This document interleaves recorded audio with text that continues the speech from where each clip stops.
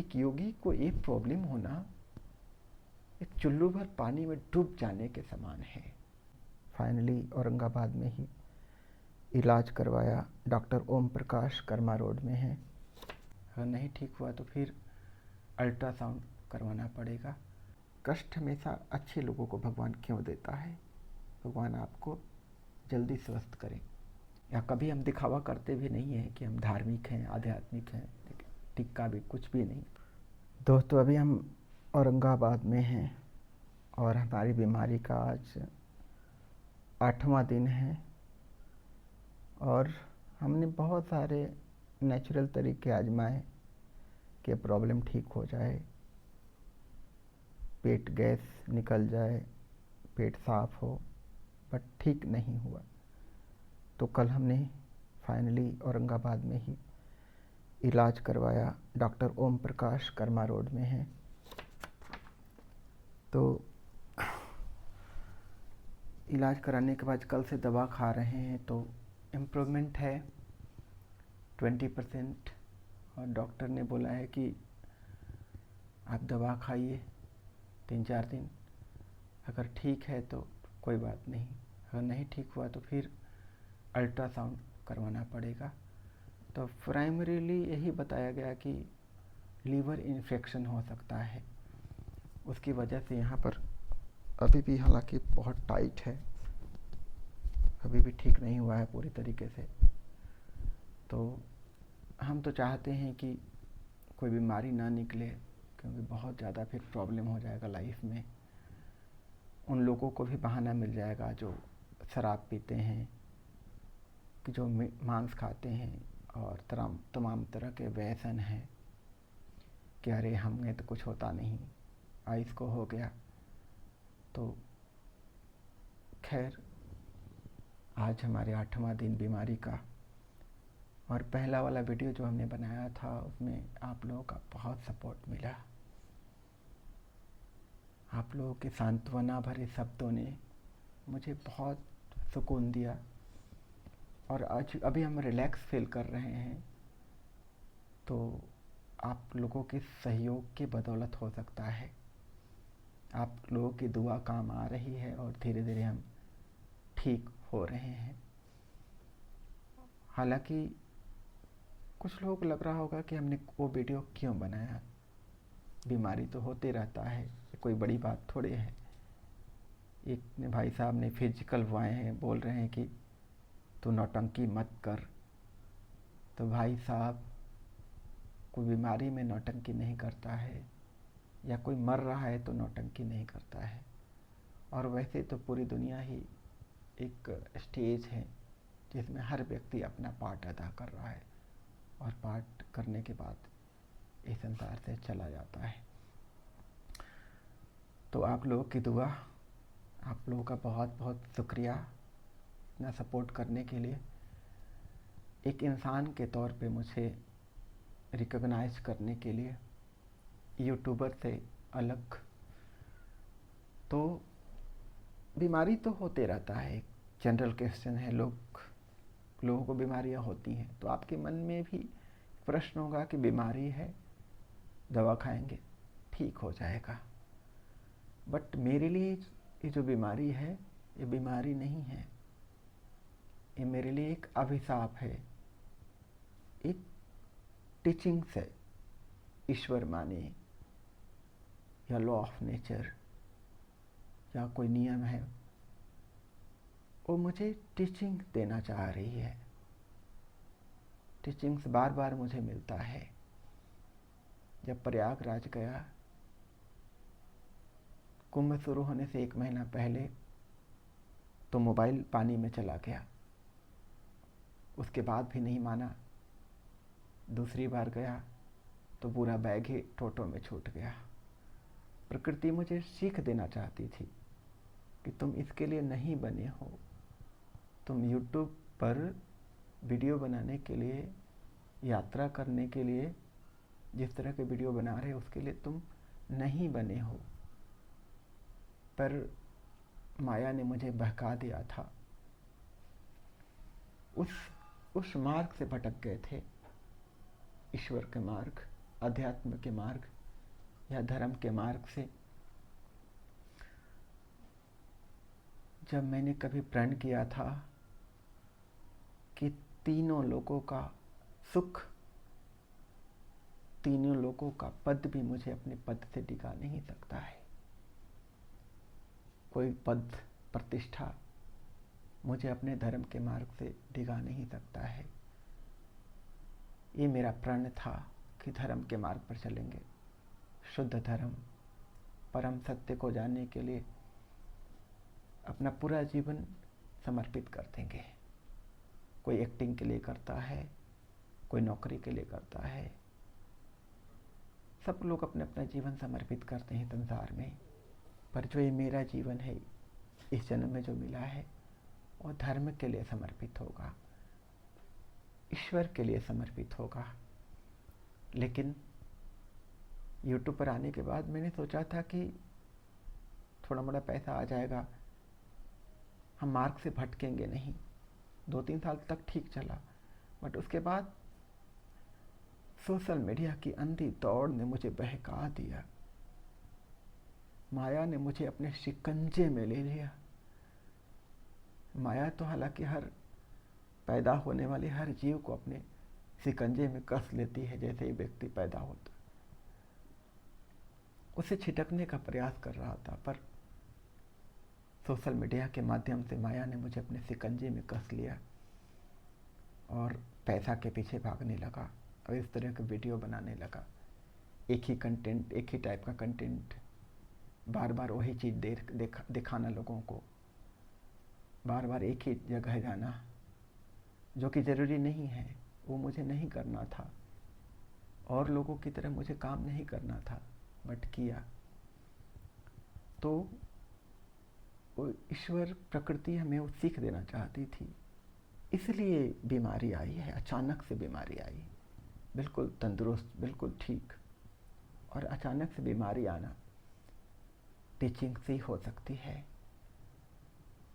पहली बात तो इस बीमारी के कारण मुझे दिक्कत नहीं है कि मुझे बीमारी क्यों आई, ये ठीक हो जाए, ऐसा नहीं है।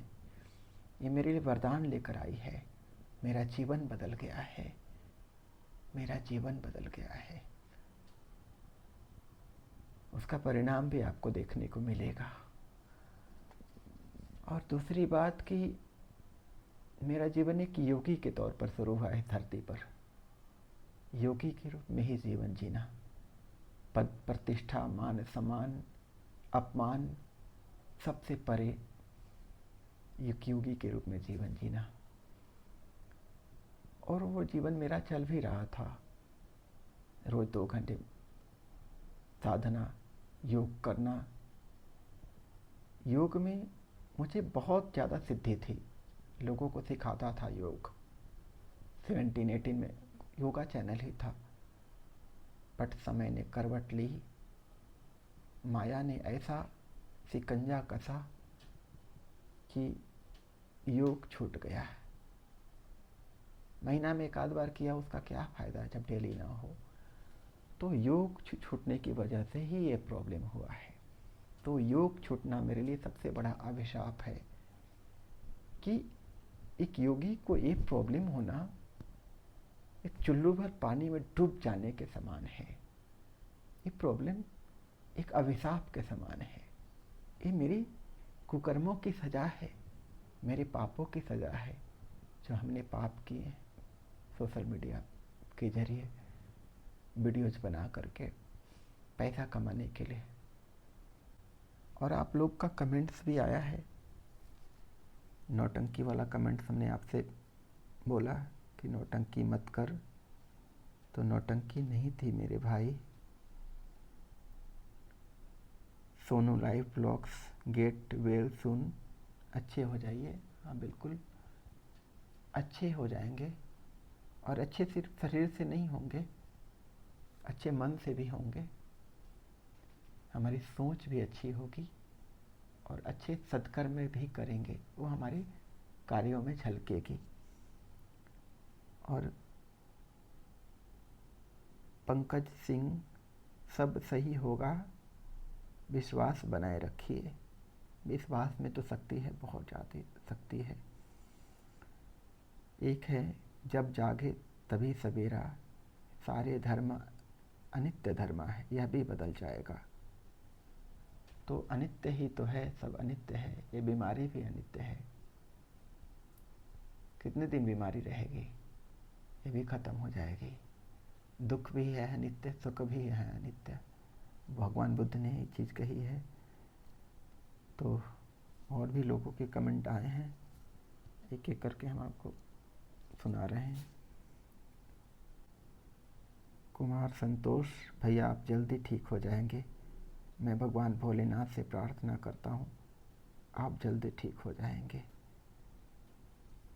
आप दुआ कर रहे हैं हमारे लिए, ये बहुत बड़ी बात है। एक भाई, कष्ट हमेशा अच्छे लोगों को भगवान क्यों देता है? भगवान आपको जल्दी स्वस्थ करें।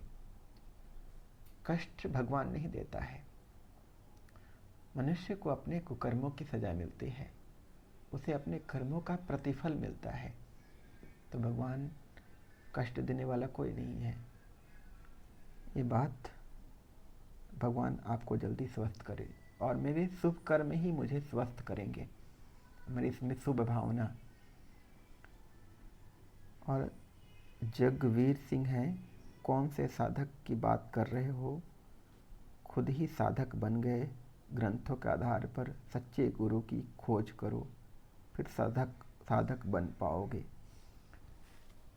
तो गुरु तो है ना, बिना गुरु के तो ज्ञान नहीं मिल सकता है। गुरु जो हमें अंधकार से प्रकाश की ओर ले जाए, और सच्चा गुरु तो अपने अंदर ही होता है। और एक बार अपने अंदर का गुरु जाग जाए ना, तो फिर आप कुछ गलत कर नहीं सकते हैं, आप सत्य के मार्ग पर चलते चले जाएंगे। राकेश पंडित हैं, भाई मेरे विपश्यना करने वाले ऐसे रोते हैं क्या? तो बीमारी की वजह से हम नहीं रोते हैं, रोते इसलिए हैं कि वो गलतियां याद आ जाती हैं। मैंने किसी को दुख दिया, मेरी वजह से किसी को पीड़ा हुई, उसका पश्चाताप होता है, इसलिए रोना पड़ता है। भाई ब्रह्मचारी की तरह नहीं लगता, नहीं हो ब्रह्मचारी की तरह लगना क्या होता है?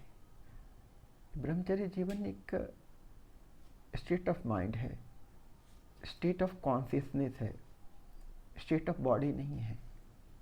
शरीर से कोई अगर अच्छा आपको दिख रहा है तो ऐसा नहीं कि वो ब्रह्मचारी है। बड़े बाबा आपको दिखते होंगे, बट ऐसा नहीं है। वह स्टेट ऑफ माइंड है, स्टेट ऑफ कॉन्शियसनेस है, स्टेट ऑफ चित्ता है। चित्त की अवस्था क्या है? आप मेरे अंदर नहीं जा सकते हैं मेरी क्या अवस्था है। जब आप वैसा जीवन जिएंगे तब आपको जाकर एहसास होगा, मेरी बातों का विश्वास होगा। और कोई विश्वास करे ना करे उससे क्या फ़र्क पड़ता है, क्योंकि जो मेरा ब्रह्मचर्य जीवन है वो मुझे आध्यात्मिक मार्ग में आगे ले जाने में मेरी मदद करेगा। ये तो मेरे लिए हेल्पफुल है ना। तो ये हम नहीं चाहते कि लोग मुझे विश्वास करें, लोग मुझे अच्छा माने, या कभी हम दिखावा करते भी नहीं है कि हम धार्मिक हैं, आध्यात्मिक हैं। टिक्का भी कुछ भी नहीं, कुछ भी दिखावा नहीं है, क्योंकि दिखावा करने से धर्म पीछे छूट जाता है। और ट्रैवलर विकास, आपसे किसी को क्या कष्ट होगा और आपने कभी किसी को दुखी नहीं किया। मेरे जीवन का जो इंटेंशन है, मेरे मन का, किसी को भी दुखी नहीं पहुंचाना। गलती से मच्छर भी न मरे, ऐसी मेरी भावना रहती है। पूर्ण अहिंसा का जीवन। बट अज्ञानता की वजह से और सोशल मीडिया के चकाचौंध या अहम भाव की वजह से कभी किसी को बुरा बोल दिया हो, किसी को ठेस लगे, उसके लिए मैंने बात बोली थी कि उसके लिए आप मुझे माफ़ कीजिए। तो बहुत सारी बातें हैं, और आगे जब ठीक हो जाएंगे तो बिल्कुल अलग तरीके से हम आपके सामने पेश होंगे, बिल्कुल एक आध्यात्मिक व्यक्तित्व के रूप में। जिस देवत्व को हमने जागृत किया था 2017 में, जब एक व्यक्ति मिला था, जब दिल्ली में हम पुष्कर में थे, गुरुद्वारा में रह रहे थे, तो एक इंटरनेशनल योगी मिला था, और जब मुझसे मिला तो योग के बारे में बात हुई और यम नियम के बारे में बात हुई। तो यम नियम में ब्रह्मचर्य आता है, तो हमने कहा क्या डू यू फॉलो ब्रह्मचर्य लाइफ? तो उसकी आंखें फटी की फटी रह गई। ब्रह्मचर्य जीवन आज के जीवन में समय में कौन जीता है भाई? तो वो स्वीकार किया कि मैंने बहुत सारे बाबाओं से मिले हैं, बहुत सारे गुरुओं से मिले हैं, बट एक्चुअल में ब्रह्मचर्य जीवन कंप्लीटली जीने वाला मुझे कोई नहीं मिला। और जब मेरे बारे में जाना हो तो आश्चर्य से भर उठा और मुझे इनवाइट किया ऋषिकेश। बाद में हम ऋषिकेश गए भी, उसके साथ योग का अभ्यास भी किए थे। तो वो जो देवत्व का जागरण हमने अपने अंदर किया था यूट्यूब से आने से पहले, वो देवत्व कहीं ना कहीं धूमिल हुआ है, इसका मुझे एहसास है। और फिर से ठीक होने के बाद हम आध्यात्मिक जीवन में निकलेंगे। पहले तो विपश्यना जाएंगे, विपश्यना साधना 10 डेज वाला करेंगे, ताकि हमारी जो मन की मलिनता है, मन में जो कोई विकार आ गए हों या कोई अंधकार आ गया हो या नेगेटिविटी हो, सब खत्म हो जाए। तो होप आपका इसी तरह से सपोर्ट मिलता रहेगा। आप सबका बहुत बहुत धन्यवाद।